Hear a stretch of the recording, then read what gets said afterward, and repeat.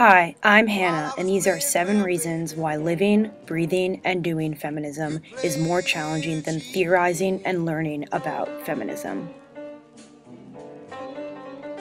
I began to identify as a feminist my junior year of high school. Since then, I've been writing articles, attending conferences, and attempting to denaturalize the patriarchy, heteronormativity, and racism that's ingrained into American culture. I only recently realized that I myself was participating in the practices that I was trying to destroy. I was consuming feminist poison. Can I even call myself a feminist at this point? Here I present to you 7 hypocrisies. I admit to you my feminist guilt.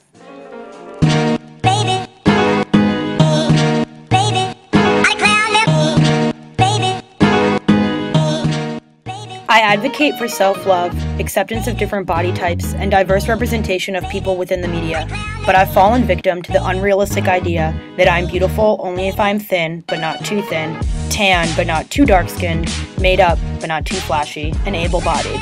Personal self-love has not yet been achieved. 2.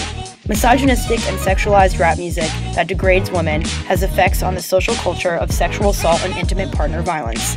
But I know the words to almost all Slim Shady songs. I've become so desensitized to the jarring and violent lyrics that not only do I mind the graphicness, I enjoy it. Number 3. The binaries of women and men are constricting. These 2 categorizations of bodies are entirely unrepresentative of the fluidity that is part of the human experience. But I find myself being aware of these boxes myself, hesitating if the clothes I'm wearing are too, quote, white girl, or putting on makeup to meet the male gaze. Number 4. The person is political, and participation in the patriarchy reinforces dominant social systems of oppression. But some of my friends that I grew up with constantly make racist, sexist slurs, mocking women's rights. Not only do I continue to hang out with them, but I tone down my feminism and stay quiet through most of their jokes. Number 5. I strive to publicize, advocate for, and spark conversation about uncommonly spoken about issues, like feminism and access to choice. But I'm not a conscious consumer. I bought a shirt off Facebook that says, pro-choice, pro-feminism, pro-cats, unaware at the time that it's made by American Apparel, the company that, despite my love for their metallic rave clothing, I had been trying to avoid for years. Their scandalous image made me feel like I should be exposing more of my own skin all the time, and I had a disdain for their bodycon dresses that never fit me.